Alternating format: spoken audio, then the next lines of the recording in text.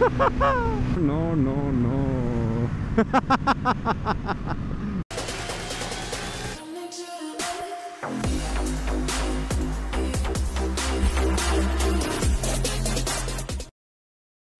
நண்பர்கள் அனைவருக்கும் வணக்கம். எல்லோரும் எப்படி இருக்கீங்க? நல்லா இருப்பீங்க நம்புகிறேன். இப்போ பார்த்தீங்கன்னா காலையில் ஏர்லி மார்னிங் 4:30 இந்த டைமில் ஒரு ரைடு கிளம்ப போகிறேன்.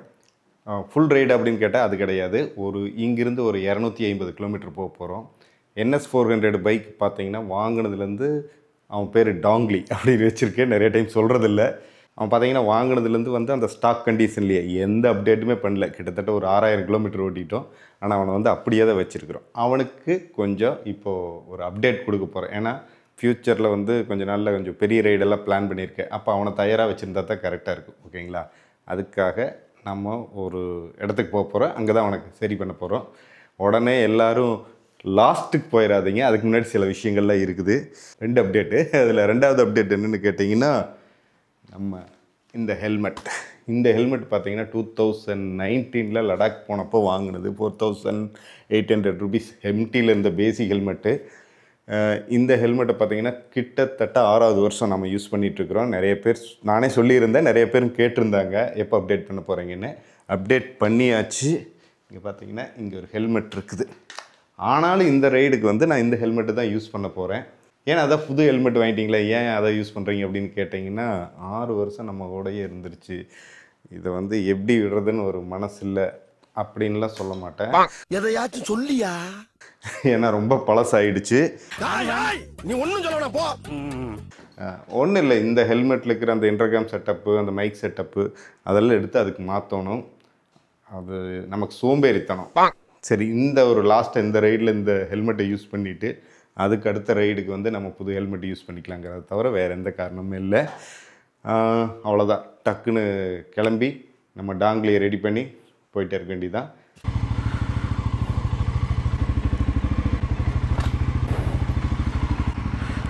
ரெகுலராக யூஸ் பண்ணுற க்ளவுஸுக்கான இதுதான் இருக்கா? ரைட், ஓகே, பரவாயில்ல. டைம் பார்த்தா 5:10 ஆகி போச்சு. 5:08. இது ரெகுலராக காட்டுறதா. ஸோ இந்த இடத்துல கட் பண்ணிக்கிறேன். இப்போ நாம் வீட்டில் வண்டி எடுத்ததுலேருந்து ஒரு 38 கிலோமீட்டர் வந்துட்டோம். டைம் பார்த்தீங்கன்னா கரெக்டாக காலையில் ஒரு 5:30 ஆச்சுங்க. நம்ம கூட வர ஒரு ஜீவனுக்கு வந்து நான் லொக்கேஷன் அனுப்பிச்சுட்ருக்கேன். பட் ஃபோன் பண்ணி சொல்ல மறந்துட்டேன். அந்த ஜீவன் பார்த்துச்சா இல்லையா, ரெடி ஆகி வருமா இல்லையான்னு தெரியல. இப்போ பார்த்தீங்கன்னா நாம் வந்து பவானி பாலத்துக்கிட்ட மேலே போய்கிட்டு இருக்கோம். ஒரு லைட்டு பார்த்தீங்கன்னா பிரைட்டாக எரியுது, ஒரு லைட்டு அப்படியே மந்தமாக எரியுது. என்னென்னு தெரியலையே. ஒரு பக்கம் பார்த்தீங்கன்னா வெளிச்சம் அதிகமாக இருக்குது. எதனால் இப்படின்னு தெரியல. 10 அடிக்கு ஒன்று மாறுமான்னு தெரியல. இங்கே பாருங்கள், ஒரு சில லைட்டுகள்லாம் எரியாமையே இருக்குது. எப்படியாவது ஏதாவது ஒரு விஷயம், ஒரு ட்ரிப்பு கிளம்புறப்ப ஏதாவது ஒன்று மறந்துடுறேன். இப்போ கூட பாருங்கள், ஒரு 2-3 பொருள் மறந்து வச்சுக்கிட்டு தான் வந்துட்டேன். அது பரவாயில்ல, அதை பார்த்துக்கலாம். காய்ஸ், இப்போ பார்த்தீங்கன்னா டைம் வந்து 6:10. நாம் காலையில் வண்டி எடுத்துலேருந்து இது வரைக்கும் ஒரு 77 கிலோமீட்டர் வந்து ஓட்டிட்டோம். இப்போ ஒரு டீ சாப்பிடணும் போல் இருக்குது. ஆனால் ரவுண்டாக வந்து ஒரு 80 கிலோமீட்டர் தாண்டினதுக்கப்புறம் டீ சாப்பிட்டுக்கலாம் அப்படிங்கிற மாதிரி முடிவு பண்ணியிருக்கோம். டீ சாப்பிட்னா சாப்பிட வேண்டியதாண்டா, அது என்ன 80 கிலோமீட்டர் அப்படின்னு கேட்டிங்கன்னா, எத்தனை பேர்த்துக்கு பைக்கர்ஸ்க்கு இது மாதிரி தெரியும்னு தெரியல. நான் வந்து ஒரு பிளான் இப்படி தான் பண்ணுவேன். எனக்கு ஒரு 1 பாத்ரூம் அர்ஜெண்ட்டாக வந்தால் கூட இன்னொரு 30 கிலோமீட்டர் போய் பார்த்துக்கலாம், இன்னொரு 50 கிலோமீட்டர் போய் பார்த்துக்கலாம் அப்படிங்கிறது அது எனக்கு. ஏன்னா வண்டியை நிறுத்தக்கூடாது, அப்படி நிறுத்தாமல் ஓட்டிகிட்டே இருக்கணும். அது பைக் மேலே இன்ட்ரெஸ்ட்டுங்கிறதுனால அப்படியா அப்படிங்கிறது எனக்கு தெரியல.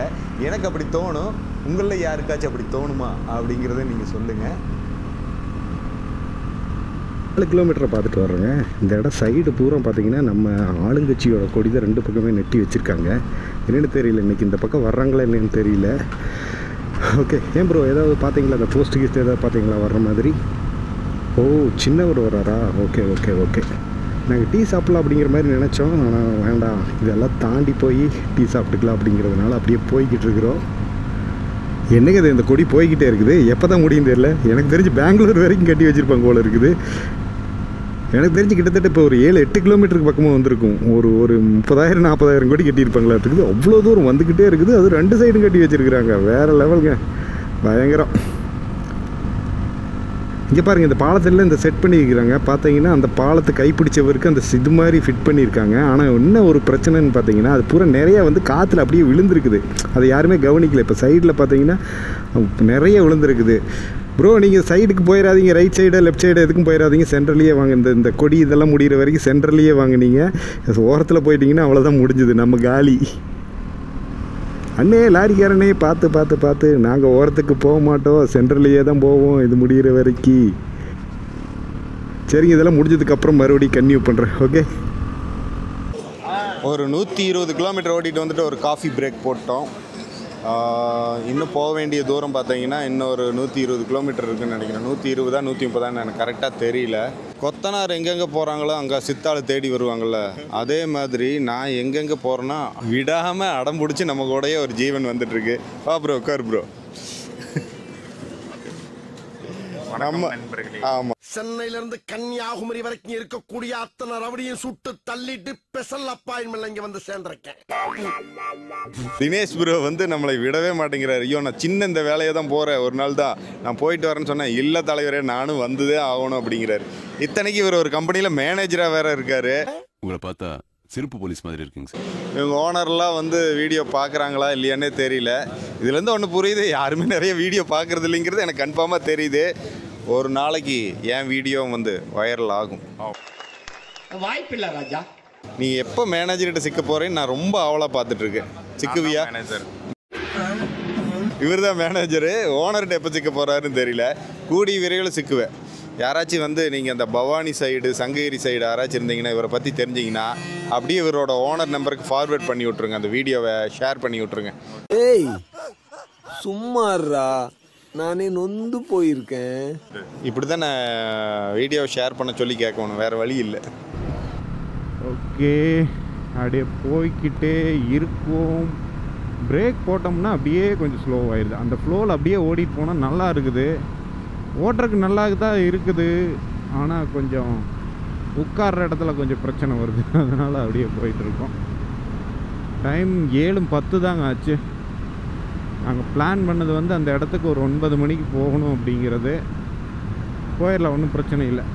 ஒரு ரைடு போகிறப்ப நம்ம அதிகமாக பிரேக் எடுக்கிறப்ப தான் அந்த டைம் வந்து கேப்சர் பண்ண முடியாது. தொடர்ந்து அப்படியே பிரேக்கை கம்மி பண்ணி போயிட்டே இருந்தோம்னா சூப்பராக இருக்கும். பார்க்கலாம். ஃப்யூச்சர் ஒரு ரைடு பிளான் பண்ணியிருக்கேன். அடித்தா ஒரே நாளில் 1000 கிலோமீட்டர் அடித்து போகணும் அப்படிங்கிற மாதிரிலாம் ஐடியா இருக்குது. அது எந்த அளவுக்கு நடக்கும், சாத்தியப்படும்னு எனக்கு தெரில, பார்ப்போம். முன்னாடியே நான் சொன்ன மாதிரி எல்லாருமே வந்து பைக்கு ஓட்டாமல் இருக்கிறவங்க பைக் ஓட்டுறவங்கள பார்த்து ரசிச்சுட்டு இருந்தாங்க. இப்போ எல்லாருமே பைக் ஓட்டுறாங்க. அப்போ பைக் ஓட்டுற ஆரம்பித்ததுக்கப்புறம் எப்படி அவங்க பைக் ஓட்டுறதை ரசிப்பாங்க? அவங்க வேறு வேறு விஷயங்களை தான் பார்ப்பாங்க. நமக்கு வந்து பைக் ஓட்டுற ஆர்வம் இன்னும் குறையில. பார்த்துக்கும், அடுத்தவங்களுக்காக பண்ணக்கூடாது, நமக்காக பண்ணணும். பட் ஒரு அப்ரிஷியேட் கிடைக்கிறப்போ அது கொஞ்சம் ஹாப்பியாக இருக்கும்ல. Okay, Bangalore 176 kilometre, Hosur 136 kilometre, Dharmapuri 40 kilometre.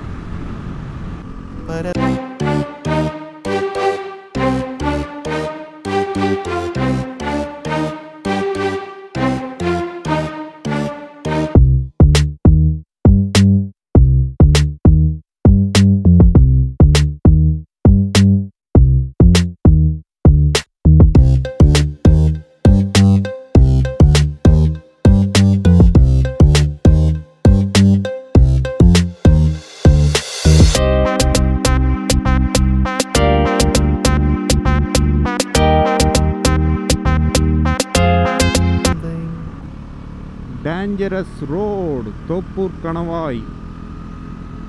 நிறைய ஆக்சிடெண்ட். அது சில வீடியோக்கள்லாம் நீங்கள் பார்த்துருப்பீங்க, இல்லைன்னா போட்டு பாருங்கள், தோப்பூர் கணவாயின்னு போட்டு பாருங்கள்.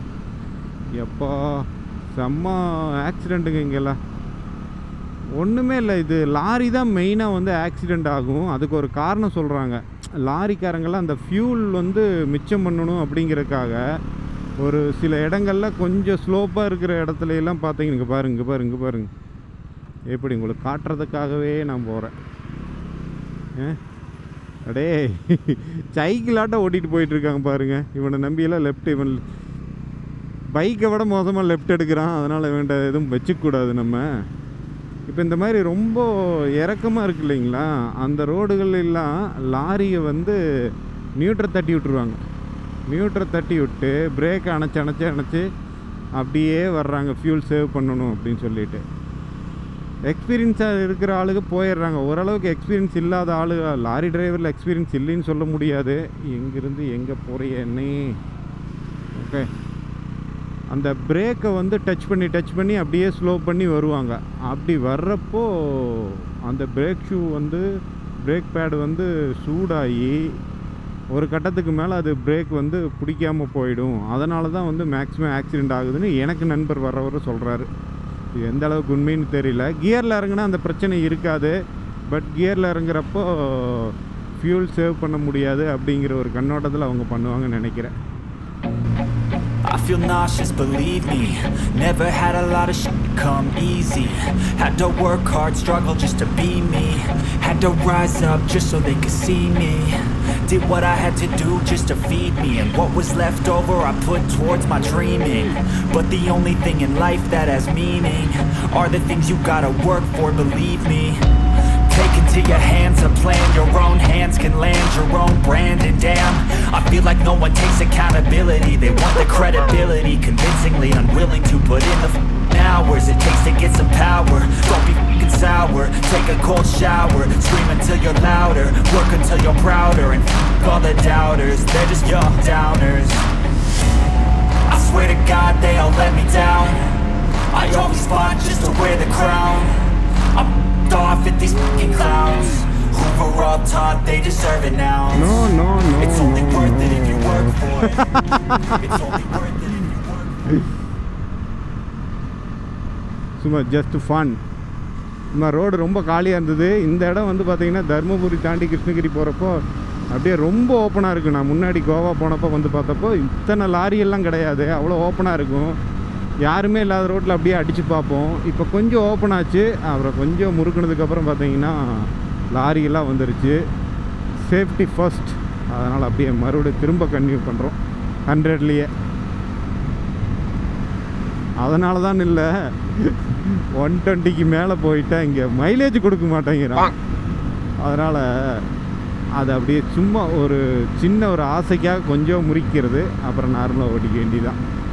காலையில் ஒரு 5:10க்கு என்னமோ வண்டி எடுத்தோம். இப்போ வந்து மணி 8:20 ஆக போகுது. 204 கிலோமீட்டர் பிடிச்சிருக்கோம். அப்படிங்கிறப்போ பிரேக்கெல்லாம் இருக்கு இல்லையா, நான் ஓட்டின வேகம் பார்த்தீங்கன்னா ஆவரேஜ் ஸ்பீடு வந்து 83ன்னு காட்டுது. நார்மலாக தான் வந்தோம், வெளுக்கவல்ல இல்லை. ஒரே ஒரு இடத்துல மட்டும் கொஞ்சம் ஆசைக்கு ஓட்டி பார்த்தோம், அவ்வளோதான். 100 தான் மெயின்டைன் பண்ணுறோம். ஓகே, எங்கடா போடுறீங்க? இங்கே இண்டிகேட்டர் போட்டிருக்கு, இதுக்கு மேலே ரோடே இல்லையே, எதுக்கு லெஃப்ட் இண்டிகேட்டர் போட்டிருக்கு? அண்ணே லெஃப்ட் இண்டிகேட்டர் போட்டு அண்ணன் ரைட் எடுக்கிறார் பாரு. தோஸ்த் என்ன தோஸ்த் இப்படி பண்ணுறீங்க? தோஸ்த் கர்நாடகா ரெஜிஸ்ட்ரேஷன் தலைவரா. அவன் போன நோண்டிட்டு ஓட்டிகிட்டு இருக்கிறாங்க. அவன்கிட்ட போய் நான் பேச முடியுமா?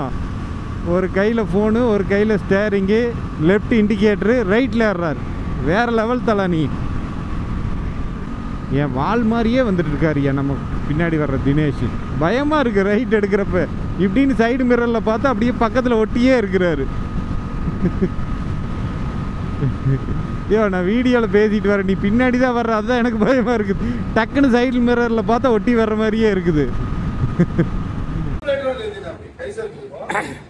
நண்பர்களே, டீ குடிக்கலாம். ஆமாம், பார்த்தா மணிமேகலை மாதிரி பேசாமையா இருந்தார், இப்போ பேசுகிறாரு. நாங்கள் ஒரு பிளான் பண்ணிட்டு வந்தோம், ஆனால் நாங்கள் பிளான் பண்ணதை விட போக வேண்டிய தூரம் இன்னொரு 50 கிலோமீட்டர் இருக்கு. ஸோ ஒரு டீ போட்டுருவோம். நம்ம வீட்டில் என்னதான் டீ குடித்தாலும் ட்ராவல் பண்ணுறப்போ ஒரு குடிக்கிற டீ மாதிரி வரவே வராது. அதனால் டீ, மறுபடியும் டீ. ப்ரோ, இந்த வண்டி தான் உங்களுக்கு சுமாராக தானே பிடிக்குது, இதை ஏன் ப்ரோ வந்து நீங்கள் அழகுபடுத்துறீங்க அப்படின்னு கேட்டிங்கன்னா, நம்ம படிக்காதவனில் தனுஷ் சொல்லுவார்ல, என்ன மாதிரி பசங்களை பார்த்தா பிடிக்காது, பார்க்க தான் பிடிக்கும். அந்த மாதிரி இந்த வண்டியை ஓட்டினா பிடிக்காது, ஓட்ட தான் பிடிக்கும்னு நினைக்கிறேன். டேய் சும்மாறா. ஏஎம்டி டீ ஸ்டால், நம்ம பெரிய பாய் கடை. சூப்பராக போட்டிருந்தாங்க டீ. நான் எதிர்பார்க்கவே இல்லை இந்த அளவுக்கு நல்லா இருக்குன்னு. டீ ரொம்ப அருமையாக இருந்தது. டைம் பார்த்தீங்கன்னா ஒரு 8:50 ஆயிடுச்சு. நம்ம தினேஷ் ப்ரோ வந்து ப்ரோ சாப்பிட்றலாம் ப்ரோ, நான் ரெகுலராக வேலைக்கு போகிறப்ப 8 மணிக்கு சாப்பிட்ருவேன் அப்படின்னாரு. வேலைக்கு போகிறப்ப 8 மணிக்கு சாப்பிடு, ஊர் சுற்ற போகிறப்ப ஏன் அப்படி சாப்பிட்ற அப்படின்னு சொல்லிவிட்டு மறுபடியும் ஒரு டீயே போட்டோம். ஏன்னா ஏர்லி எழுந்திரிச்சு வந்ததுனால இப்போவே பிரேக்ஃபாஸ்ட் சாப்பிட்டோம்னா ஒரு மாதிரியே மந்தமாயிரும், அப்புறம் ஒரு சும்மா கொட்டாவியாக வரும். அதனால் கொஞ்சம் அப்படியே டைரெக்டாக லஞ்சுக்கு போயிடலாம், பிரேக்ஃபாஸ்ட் வேணாம் அப்படின்னு சொல்லிக்க. அப்படியே மூஞ்சி ஒரு மாதிரியாக காட்டினார். சரி வா வா வா வேறு பக்கம் போய் சாப்பிட்டுக்குவோம் வா அப்படின்னு சொல்லி கூட்டிகிட்டு போயிட்டுருக்கேன். ஆனால் இந்த கூகுள் என்ன எப்படி பண்ணுதுன்னு தெரியலையா. நான் வீட்டிலேருந்து மேப் போட்டு பார்த்தப்போ அந்த இடத்துக்கு வந்து 220 கிலோமீட்டர் தான் காட்டுச்சு. இங்கே வந்து பார்த்தா ஆல்ரெடி நாங்கள் 220 கிலோமீட்டர் வந்துட்டோம். ஆனால் இங்கிருந்தும் அந்த இடத்துக்கு இன்னும் 50 கிலோமீட்டர் காட்டுது. என்ன கூகுள், இத்தனைக்கு ஹைவேஸ் தான் காட்டுச்சு, அதை தான் செக் பண்ணிட்டு வந்தோம். எப்படி அந்த சேஞ்சஸ் வருதுன்னு தெரியல. வாயில் போல முட்டாய் போட்டுட்டு பேசுகிறதுனால ஒரு மாதிரியாக இருக்கு. தொலைக்கிறீங்கடா என்னடா வண்டி இது, ரொம்ப நேரமாக வர்றன்னு கத்துறான். ஆனால் எனக்கு பின்னாடி தான் வர்றான் போகிறான். ஐயா சத்தமாக பேசாத, சுத்தமாக பிடிக்காதுங்கிற மாதிரி அது ஒரு அவங்களுக்கு ஒரு இன்ட்ரெஸ்ட்டு. இன்னும் பார்த்தீங்கன்னா தமிழ்நாட்டுக்குள்ளே தாங்க இருக்கும். இன்னும் ஹொசூருக்கே பார்த்தீங்கன்னா 8 கிலோமீட்டர் இருக்குது. ஆனால் பெங்களூர் வாடை இங்கேயே அடிக்குது. இந்த இடத்துலையே பார்த்தீங்கன்னா அவ்வளவு ரோடு டிராஃபிக்கு. சரி இதை பதிவு பண்ணணுங்கிறக்காக தான் இப்போ எடுத்தேன். நீ போடா டே சாமி, யார் சாமி நீ, போகவும் மாட்டேங்கிறாங்க. ஏடா 60க்குள்ளேயே போ போ போ. ஓகே, மாத சம்பளத்தை வாங்கி அப்படியே பெட்ரோலை கொடுத்துருங்கடா.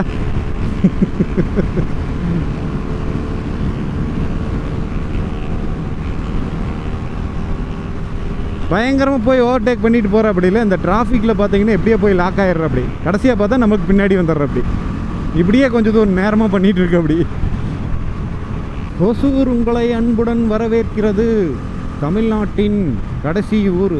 இதுக்கப்புறம் கர்நாடகா தானே, அதனால் தமிழ்நாட்டின் கடைசி ஊர்னு இந்த பக்கம். ஓகே, நல்ல பீக் அவர் போல் இருக்குதுங்க. சும்மா ஏதோ வீடியோ கேம்ஸ் ஆடுற மாதிரி தான் வண்டி ஓட்டிகிட்டு இருக்கிறோம். இதுக்குள்ளேயும் போயிட்டு ஒவ்வொரு வண்டிக்குள்ளேயும் நுழைஞ்சு. இது வந்து கோயம்புத்தூரில் பீக் ஹவரில் அந்த மாதிரி இருக்கும். முதல்ல கோயம்புத்தூரில் பீக் ஹவரில் அப்படி இருந்தது. இப்போ நார்மலாகவே கோயம்புத்தூரில் அப்படி தான் இருக்கும். அந்த பெரிய பிரிட்ஜ் ஒன்று ஓப்பன் பண்ணாங்கன்னா அந்த மாதிரி இருக்காதுன்னு நினைக்கிறேன். எனக்கு கிட்டத்தட்ட அந்த ஒரு ஃபீல் வந்துருச்சு இந்த இடத்துல ஓட்டுறப்போ. ஆனால் இதுக்கு அந்த பக்கம் பெங்களூருக்குள்ளே போயிட்டான்னு வச்சுக்கோங்க, அது எல்லாத்துக்குமே தெரியும். பைக்கர்ஸ் எல்லாத்துக்குமே இந்த வழியாக போனவங்களுக்கு செத்து சுண்ணாம்பாக்கி விட்ருவாங்க. ஆய்ஸ் பார்த்தீங்கன்னா நம்ம ஃபேக்ட்ரிக்கு வண்டியை மாடிஃபிகேஷன் பண்ணுற ஃபேக்ட்ரிக்கு வந்தாச்சு. இவர் உங்களுக்கு தெரியுதா? நீங்கள் பார்த்துருப்பீங்க, நம்ம R3 வந்து கிராஷ் கார்டு வந்து முதல் முறையாக செஞ்சு கொடுத்தாரு. கிட்டத்தட்ட 4 வருஷம் ஆச்சா, 3 வருஷம். அதுக்கப்புறம் இப்போ இந்த வண்டிக்கு தான் பண்ண போறாரு. ஆனால் இந்த வண்டி எடுத்த உடனே அவர் வந்து கால் பண்ணாரு ரெடி பண்ணிக்கலான்னு. ஆனால் நான் தான் வர்றதுக்கு லேட்டு. என்ன அப்படியா?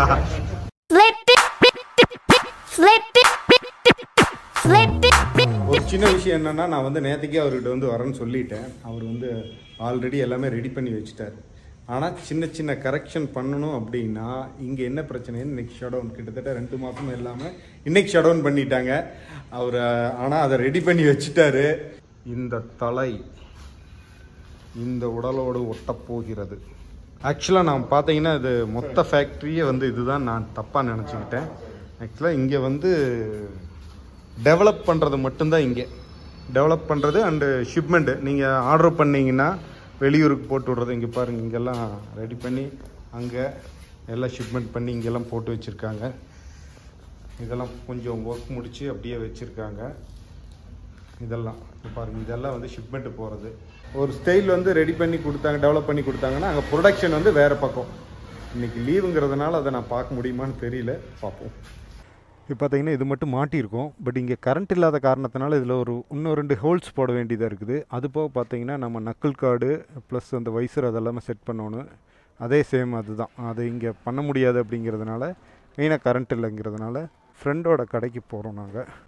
முன்னாடி பார்த்தீங்கன்னா R15 V3 வச்சுருந்த அப்படி மாற்றிட்டு அப்படி ஓகே. ஃபஸ்ட்டு கியர் போடணுமா, அப்போ தான் போகுமா?